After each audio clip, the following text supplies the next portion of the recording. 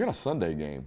How about that? 2 years in a row, these two football teams, that being Florida State and LSU, match up on a Sunday, and this time in Orlando for some reason, like weird. I know it was a home and home or a neutral and neutral via home and home. Yeah. Played in the Superdome last year. We're going to play in Orlando this year. Proximity to the school in Tallahassee, I'm sure, played a role or something like that. But of all the stadiums in Florida to maybe potentially try to pack out with Seminole fans, the Capital One Bowl or whatever it is, it seats 60,000 people in Orlando. It's not the biggest stadium in the world. Rest in peace, the Orange Bowl. Yeah, nonetheless.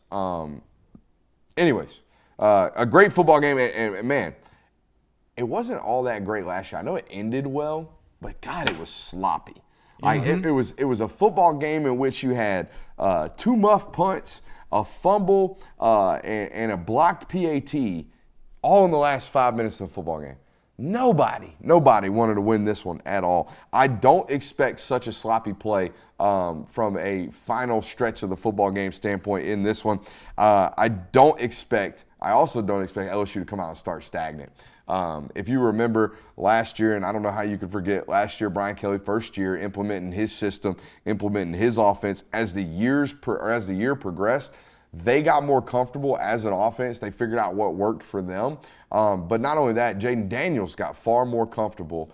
The only problem is they got comfortable, they started working into a groove, and part of that groove was Jaden Daniels' legs added into the equation. So as the season progressed, guess whose health deteriorated drastically?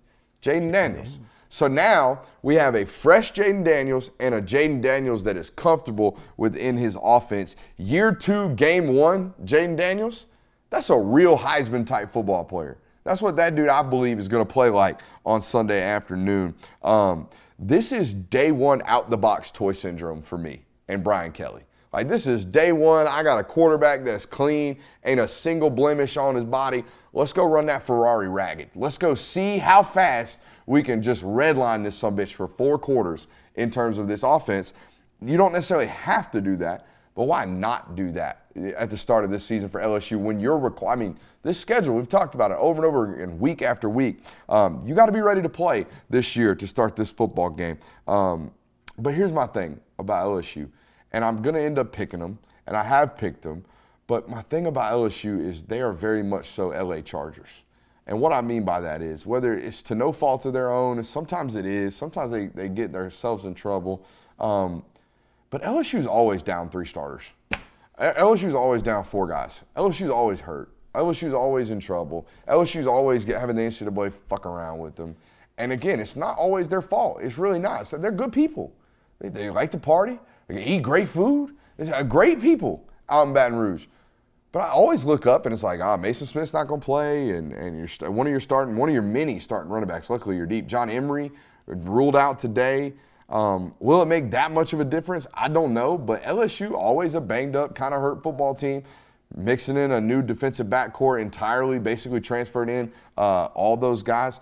And on the flip side, right, from LSU's or from FSU's perspective, Jared Verse is a really good football player. I think he's going to have a great year. But I think these 2 offensive tackles from LSU are bona fide. I think Emory Jones and Will Campbell, in their second year of college football, after having taken their licks all year last year, I think those are 2 dudes that are ready for whatever challenge presents itself via Jared Verse. Okay, so I don't know necessarily if they're going to take that game over from a front 7 perspective from Florida State. We predicted them in our college football playoff predictions to handle the ACC from a front 7 perspective. Don't know if you're going to be able to manhandle this LSU unit. I like LSU in a squeezer, field goal late. Lay the 2 points here. If you can tease it down to 0, do that. So, yeah, I like LSU as a 2.5-point favorite, but I do think this is a 1-point, 2-point football game. If you can tease this thing down to 0, do it, because these are 2 really highly competitive football teams. They're very, very close. This is one of those games for me where, it's early in the season, stakes are high, but not super high because it doesn't have any impact on your conference schedule, but still, you're the biggest game of the weekend. This is one of those games where I'm just like, I'm going to lean the way of the more experienced head coach in this scenario, and that is Brian Kelly, and that is LSU in this situation. It's the more experienced roster in these types of situations. And I think FSU is still going to have a great season, but I think the Tigers are going to win this one. I do think it's close, but I do by a touchdown in my opinion. I think they could take it out by a touchdown. But yeah, rolling with the Tigers and Brian Kelly. I think LSU last year was the more talented team, was the better team, but they shot themselves in the foot so many times. Like you said, blocked field goal, 2 muffed punts, missed the game tying extra point. Slow ass start. I mean, they win that game if they don't have any special teams errors. And they created or had every piece of ingredient for a just blowout. Mm-hmm. Multiple turnovers, slow start, and falter down the stretch. So yeah, you lost that football game, no shit. Yeah. And then when you look at it, it's a 1-point loss. And I think they're a much improved team this year. I think they kind of feel like they let one slip away against FSU last year. They'll win this game by 10 points. Absolutely.